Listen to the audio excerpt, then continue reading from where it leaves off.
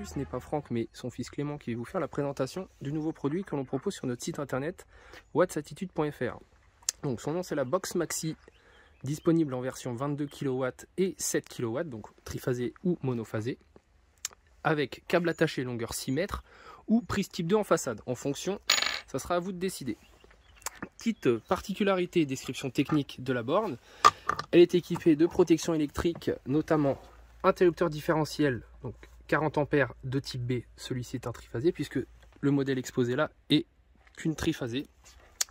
Type B est également équipé de protection contre la fuite de courant continu DC 6 mA, ce qui est un gros plus sur ce type d'appareil. Vous avez également en option la fonction RFID qui vous permet de déclencher la charge et de la couper via un badge. Vous avez le bouton d'arrêt d'urgence de type coup de poing qui permet de stopper ou de reprendre la charge. Ça, c'est d'office sur la borne. Vous avez ensuite une autre option qui est l'option de délestage, donc qui permet à la borne automatiquement de moduler l'intensité de la recharge en fonction de la consommation sur votre réseau. C'est un gros plus, comme ça vous n'avez pas besoin de vous soucier de la recharge la nuit tout simplement quand vos appareils électriques prennent le relais, chauffe-eau, etc. Alors, pour la Box Maxi 22 kW ou la 7 kW, elle se présente ainsi. On a le bâti, donc il va être fixé sur votre support. On a le couvercle et on a le cerclage. C'est une version câble attaché, donc on reverra ça plus en détail dans l'utilisation et le descriptif. Pour l'instant, on est vraiment dans l'installation, la pose. Voilà. Donc j'ai un support en bois, donc c'est hyper facile pour moi. Évidemment, vous, ça pourrait être un support en pierre, un support en crépi. Donc là, dans ces cas-là, il faut utiliser d'autres matériaux. Ici, vous avez fourni des chevilles avec des vis et puis surtout avec un petit joint là qu'il ne faudra pas oublier de mettre. C'est ce qui ira ici dans le fond pour l'étanchéité. Donc là, je ne vais pas les utiliser de manière à ne pas les abîmer. On est dans un support en bois, on est pour une présentation, donc je retire les vis qui sont là. Voilà. Vous déterminez tout simplement par une pose sur votre support. Vous prenez un stylo ou une pointe quelque chose, vous tracez vous pointez dans les logements. Et puis voilà, c'est pas plus compliqué que ça. Donc là, c'est uniquement pour approcher au mieux et au plus vite. Il faut utiliser un tournevis, hein, sinon. Mais là, c'est vraiment pour toc. Ici. On a de la chance aujourd'hui, il fait beau. Nous sommes en Normandie. Le printemps, c'était il y a 2 jours, donc c'est magnifique.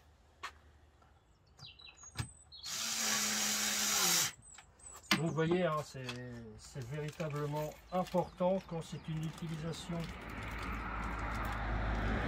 première installation, sûrement la dernière de toute façon. Vous mettez bien le petit joint, c'est un joint en silicone, hein, pas sur cette vis là parce qu'elle n'est pas fournie. Et le fait de le mettre là dans le trou, ben, vous aurez l'étanchéité. L'eau éventuellement qui ruisselle derrière ne pourra pas rentrer à l'intérieur.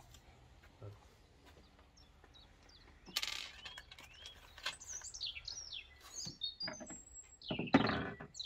Donc la dernière vis qui va aller là-haut.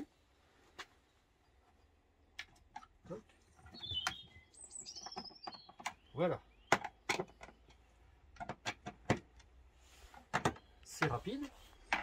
Donc pour connecter sur le réseau, donc pour ceux qui me connaissent sont habitués, nous on utilise des P17 tout simplement parce que c'est très pratique.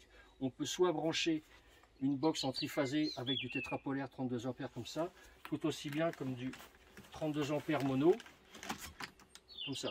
Donc on fera une autre vidéo sur l'installation sur le réseau.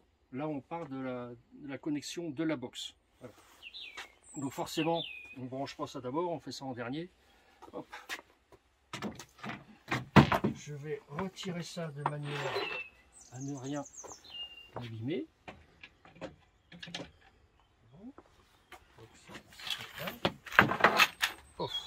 Donc là, il y a le presse-étouffe qui est à gauche. Donc on a le gros joint avec l'écrou. Donc ici on a dégagé suffisamment les brins. Donc ils sont à peu près les mêmes longueurs, vous voyez. Hein. Là il y a sensiblement, bon, je vais chercher un mètre, tiens.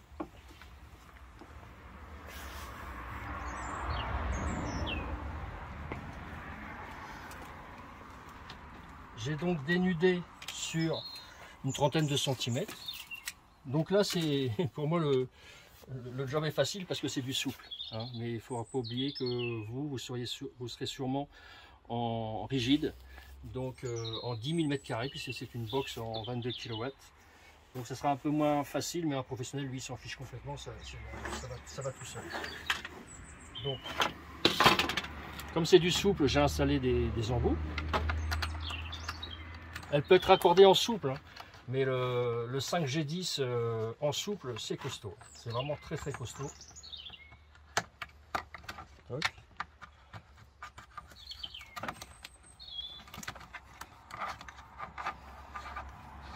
Voilà.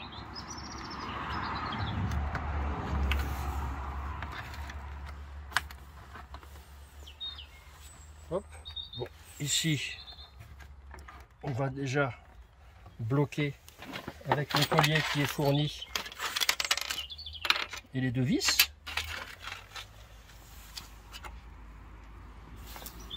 Donc là on ne prend pas la visseuse, hein.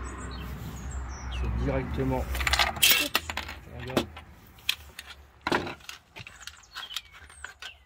Hop, on va faire comme ça, ça sera plus facile. Voilà.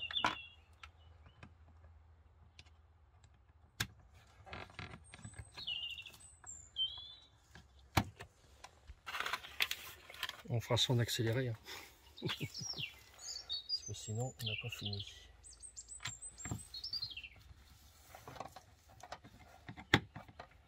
Peut-être remonter un petit peu. Oh, quoi que ça va. Voilà, ici on remet l'écrou, hein. Je fais ça voilà, vite fait comme ça, c'est bon. Alors, ici, nous avons la terre, tout ça c'est déjà pré-câblé, là, vous n'avez absolument rien à faire là-dessus. Je passe d'abord la terre derrière le rail. Alors ici il y a un câble, donc on va essayer de le passer derrière. Hop. Alors comme je vous disais tout à l'heure, le souple ça va tout seul en 6 carrés. Évidemment, après quand c'est du 10 carrés c'est un petit peu plus raide. Mais bon, là c'est une vidéo de démo. Donc ça ira bien comme ça. Top. Ensuite, on commence par le neutre. C'est une habitude à prendre. Je vous expliquerai pas pourquoi, parce que ce serait trop long. Mais on fait comme ça. Toc. L1, donc la phase numéro 1, qui est souvent de couleur marron. Ensuite, L2, qui est dans ce cas-là noir.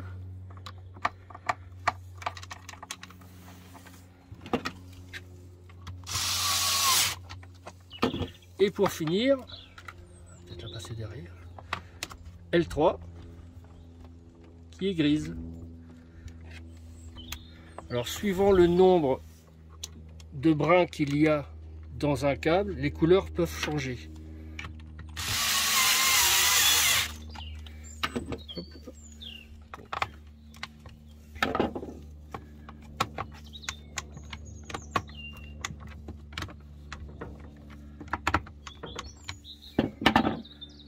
Et on resserre bien. Voilà. Donc l'alimentation est terminée. Forcément, on a notre prise ici. On va surtout pas le connecter là. Et là, on voit vraiment c'est la partie alimentation. Ensuite, nous avons ici le câble d'y attacher en 6 mètres de long avec la prise type 2. Nous avons ici le coup de poing ou l'arrêt d'urgence. On appuie, on tourne pour le déverrouiller. On a ici le tore pour la détection de fuites de courant continu de 6 mA, très important. On est sur un interdif de type B avec détection de fuite de courant continu en 6 mA qui est géré par le module EVSE. Voilà. Ici, on a donc une première tresse et une deuxième. Donc on va aller chercher le capot. On va connecter. Celui-ci est très fin. Il faut bien faire attention. Vous voyez ici c'est lisse et ici il y a des petits crans là. On met les petits crans vers soi quand on le tient comme ça. Toc. Pas de bêtises en plus.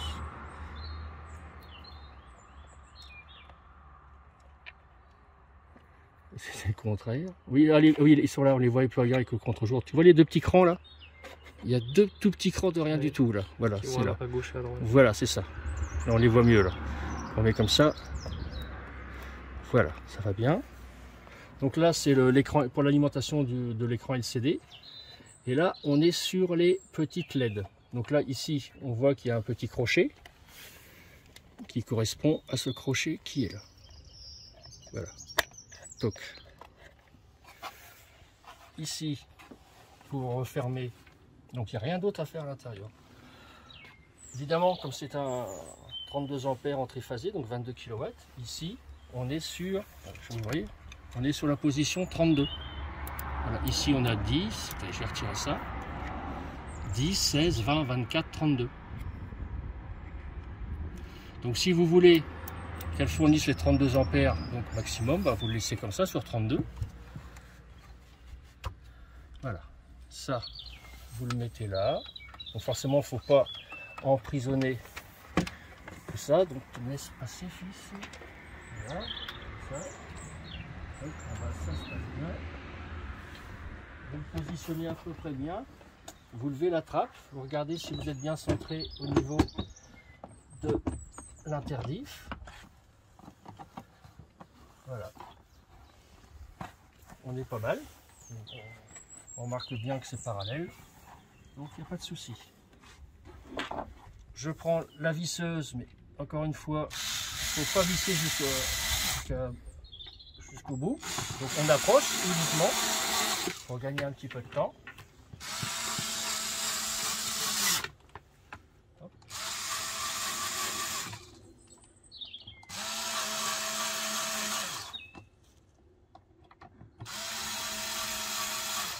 Ensuite, on prend le tournevis adéquat. On ne serre pas comme un âne. Hein.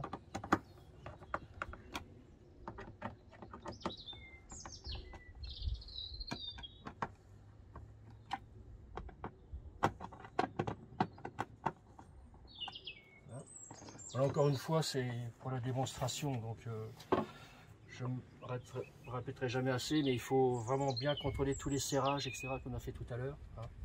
Donc on remet le petit cadre. Toc, ça clipse. Ici, on a une clé carrée pour tout simplement verrouiller l'accès à l'interdif. Et voilà. Alors, nous voici à la phase d'utilisation. Donc on va connecter la box maxi de Damien, parce que c'est Damien qui l'attend avec impatience pour charger sa Model 3. Donc on connecte la P17, dans notre cas d'essai uniquement, hein. On ne le dira jamais assez. J'ouvre avec cette clé carrée la trappe d'accès à l'interdif. Première chose, forcément, c'est de connecter. On ne va pas attendre qu'elle s'initialise, on va tester tout de suite la terre. Voilà. Si jamais vous appuyez sur le bouton test de terre et que ça ne saute pas, c'est que vous avez un problème, il faut arrêter tout de suite. Vous avez un défaut de terre. Donc là, on recommence, on arme, welcome. Il y a l'initialisation, donc on passe par du bleu, du vert, du rouge. Donc on est prêt là à faire des essais sur la Dacia. Donc elle a fini, elle est en attente. Bon, c'est en anglais, hein. On est désolé à ce niveau-là. Donc le câble fait 6 mètres, donc il y a largement de quoi faire. Et on va aller charger, je crois, elle est à 100%. Ouais. Là, bon, on va peut-être prendre un petit peu quand même encore. Donc, hop. Elle nous dit qu'elle est connectée. Voilà, là on entend bien le relais de puissance qui colle fortement, hein, c'est vraiment de l'industriel. Alors là, vous remarquerez qu'on est sur une box en triphasé, raccordée en triphasé, et on charge une voiture en mono, donc en 32 ampères sur une phase. On a un abonnement ici de 24 kVA, donc on a droit à 40 ampères par phase. Donc comme on tire sur une phase 32 ampères, impeccable, il n'y a pas de déséquilibre, ça fonctionne. Donc elle recharge, on va voir combien. Tu peux regarder Clément si la voiture est... Je crois qu'elle était à 100%. Effectivement, elle est à 100%. Ouais, donc elle prend un petit peu. Combien elle prend en ampères? Oui, bah, elle descend, on est à 2,6 kg. Donc voilà. 10 ampères. Ouais, elle descend doucement, elle est chargée. Donc on va couper la charge. On va présenter le bouton d'arrêt d'urgence. Vous avez le choix, soit c'est de couper la charge via la voiture, ou soit, si vous faites ça, toc, elle se coupe. On va essayer, si étant donc en défaut, si on peut quand même libérer sur la Dacia la prise. Non. Ouais, tu vois, elle est étant en défaut, non c'est bon, on peut la déconnecter. Forcément, on fait une petite rotation pour déverrouiller le bouton d'arrêt d'urgence et on va charger la Model S.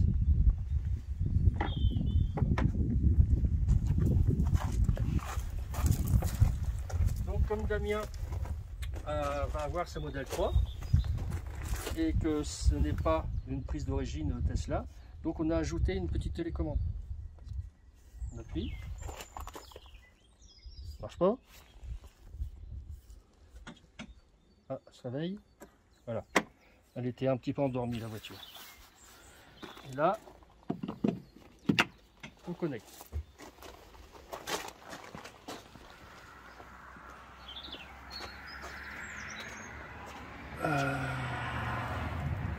Donc on est bien sur 32 ampères, donc 7,6 kg, mais c'est un affichage mono, alors qu'elle est en triphasé. Donc on voit pas bien. Donc là c'est le chronomètre. Donc là c'est des secondes qui défilent. On a les kilowattheures qui vont s'afficher au fur et à mesure et la température interne du chargeur est de 33 degrés, 34. Là à l'extérieur il fait au soleil, il va faire au moins une trentaine de degrés, hein, sans problème. On va aller voir ce que nous dit là, donc pareil, ça c'est un affichage aussi en mono, donc non, on voit pas vu que c'est de la LED. Ouais. De toute façon c'est en mono. On va aller à l'intérieur pour filmer. Voilà, donc là on doit voir beaucoup mieux. C'est mieux comme ça ou avec le... Ouais, c'est voilà. mieux avant. Mieux comme ça? Oui. D'accord. Donc là on voit que l'on tire 24 ampères sur les trois phases. 24, 25, 24, un petit 25 on va dire. Notre tension, elle est 240 volts passés sur chaque phase. Donc là, on est au maxi que peut permettre la Model S, puisque c'est une 2020. Et il n'y a pas de double chargeur comme avant sur les Model S, 22 kW. Donc c'est un 16-18 kW quoi, sur cette voiture. Alors que si elle était raccordée sur une Zoé, elle chargerait carrément en 22 kW. Ici, on aurait 32 ampères d'affichés sur chaque phase. Voilà. Donc, c'est parfait. Même chose, si on veut l'arrêter, c'est soit le bouton d'arrêt d'urgence, mais idéalement, c'est d'arrêter tout simplement avec la télécommande. On va voir ce que dit la voiture à l'intérieur.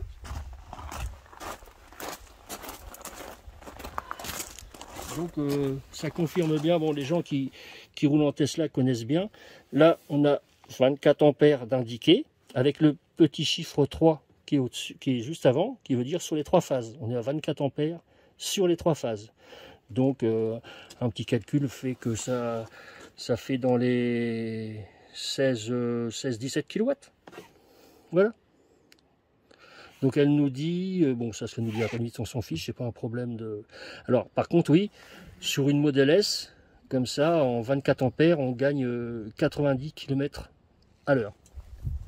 Alors qu'une Zozo va prendre beaucoup plus, puisqu'elle est en 22 kW. Là on est qu'en 18 on va dire.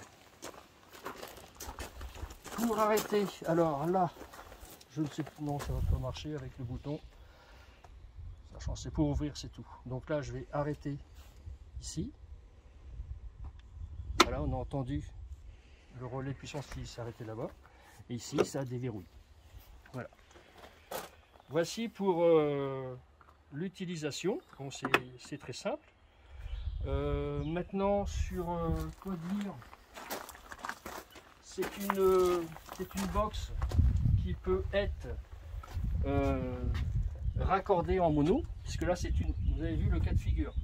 Une box 22 kW, 3 fois 32 ampères, connectée sur le réseau identique. On a pu recharger une voiture en mono et en tri. Maintenant, cette box-là, si vous la raccordez en mono, donc parce que vous n'avez pas le mono à la maison pour l'instant, et ben, va parfaitement charger la Dacia en 7 kW. Voilà, c'est bon à savoir si vous voulez ou si vous projetez peut-être un jour de passer au triphasé à la maison, ou changer de voiture, ou les deux. Ou si les gens ont une voiture en triphasé et une en mono. Oui, tout à fait, bien sûr, bien sûr. Mais dans ce cas-là, bah c'est le cas qu'on est en train de préparer, là, une commande qu'on est en train de préparer. À la maison, monsieur, il a le mono, et à l'entreprise, il a le tri. Donc il nous a pris un chargeur nomade qui gère aussi bien le mono que le triphasé. Voilà, c'est des cas de figure. Voici pour cette présentation. Maintenant, quoi dire d'autre? Je sais pas comment. Où est-ce que c'est disponible, bien sûr? Bah, chez WhatsAttitude. Et puis, ce qu'il y a aussi, on n'a pas dit, c'est qu'il y a des options possibles. Le délestage, par exemple. Cette box-là, si vous voulez, ça coûte 99 € en plus. Donc, c'est un délestage qui ne fonctionne pas avec le contact à sec des compteurs. Le TIC qu'on appelle aussi, mais avec un Tor que l'on connecte sur l'arrivée générale. On fera une vidéo spécifique pour ça. Mais il faut savoir que si vous voulez cette box avec le délestage, c'est possible. Voilà. Et puis d'autres fonctions aussi. Il y aura plus tard la supervision, mais bon, le Wi-Fi est lié à la supervision, donc ça ne va pas intéresser les particuliers. Par contre, les entreprises, ça peut peut-être les intéresser. Voilà. Voici pour cette présentation, j'espère que ça vous aura apporté quelques renseignements. Et puis n'hésitez pas à nous appeler si vous voulez des amples informations. Vous tomberez sur moi ou sur mon fils au téléphone. Pardon. Voilà, je vous remercie d'avoir suivi jusqu'au bout cette vidéo et je vous dis à très bientôt sur WhatsAttitude. Salut à tous.